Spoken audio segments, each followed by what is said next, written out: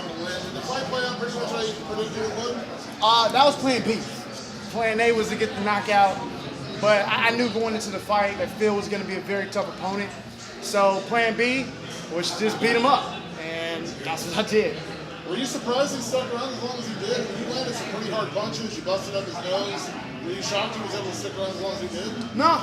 I knew he was a tough guy. He comes from pro wrestling, and I've heard the stories about his wrestling training, and the guy, he's tough, and look, if he wasn't going down in the first round with the shots, I know and I heard him several times. He put him on a little clear streak for a little bit, and he stayed there. And I knew it was just going to be me having to keep the constant pressure on him and get the decision. Unfortunately, that was not what I wanted, but whatever. Not at all. Not at all. He landed a couple shots on me. My hands down. I was trying to style a little bit too much. That's my bad. But no, I was never hurt. And really, the only surprising moment was when he dove for like a knee bar. That kind of caught, but again, I told cats, man, they sleep on the ground game with me because of the golf fight. Look, I took that fight on like a month's notice, and I hadn't been training MMA on the ground for about 2 years, And then Gall, he's a solid brown belt. You know what I'm saying? So he caught me slipping. I zigged when I should have zagged.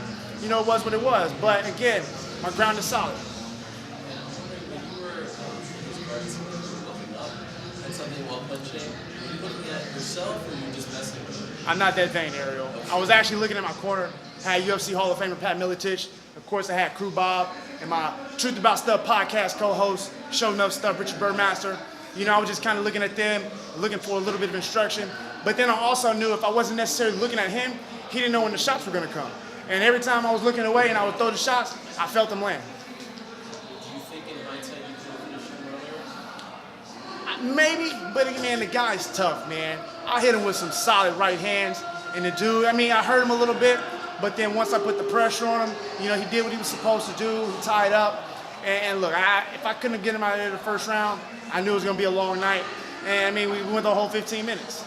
If you were giving him advice, would you tell him to stop? That's what I would tell him. Stop. You don't think you should get another chance? I don't.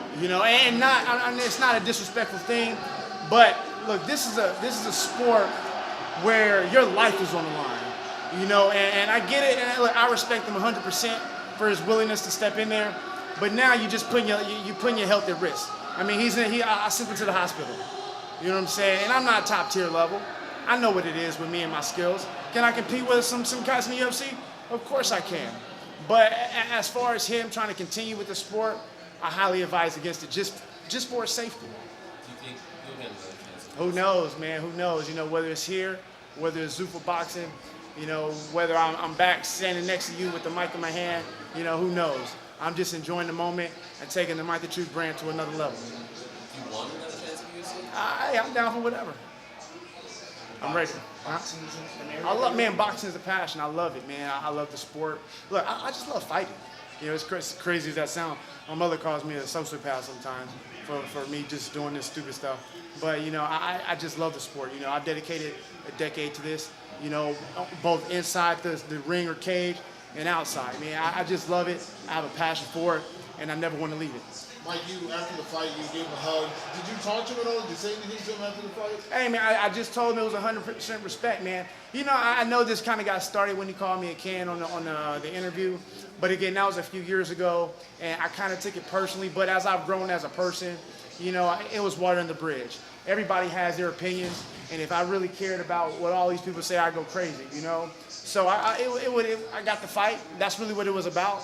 And once I got the fight, it was water under the bridge, But there's been 100% respect from my end because I know what it takes to make that walk.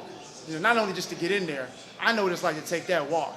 And the nerve, well, tonight I ain't really had too many nerves. It was a different feeling tonight.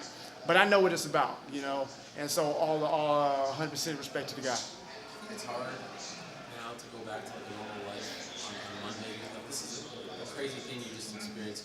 You're not a pro fighter by trade. You have another job. You do other things. You do what we do, right? A ton of buzz. You just fought in front of 18,000 people pay-per-view. Do you think it's going to be hard to come back down to reality a bit? No, I'm a humble cat, and I know what I'm here to do. I got a job. Next week I'm gonna be in Lake Charles, Louisiana for I run a jiu-jitsu super fight show. I'm gonna be out there taking pictures and doing all the production for the company. You know, and like I said, man, this is a job, it's a business, you know, and I'm a business, so I gotta do what I gotta do. I can't let the hype and the buzz get to my head. I gotta keep on the path that I'm on.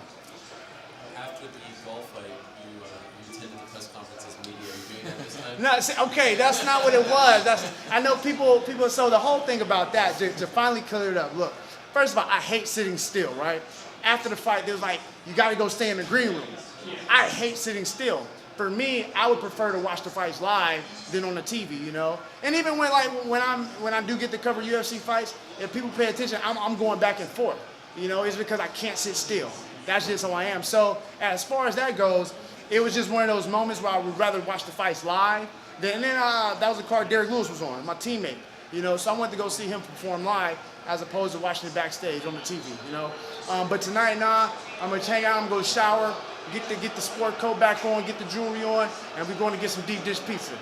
Just one more thing. You've been asking all the fighters tonight what they prefer, the early weigh-ins or the afternoon weigh-ins. 100% early weigh-ins. 100%. You know, it's one of those things. Look, I've been in the sport a long time, and I know what it's like to wake up and lose. And I don't cut a lot of weight. You know, I may cut, the most I probably cut in a day is probably like 8 pounds, and that's when I really didn't know what I was doing. And to stay around all day and dehydrated and hungry, it's a terrible feeling. The early morning, this was my first time, you know, participating in it, and it was amazing, man. I hope they don't change it. I think it's just the fighters need to learn to adjust. You know, they're still kind of on the weight cutting for the late weigh-ins, and they just have to adjust. And again, if they go back, people still gonna complain. You know what I'm saying? So I think this is gonna be beneficial. Congrats. Thanks, Mike.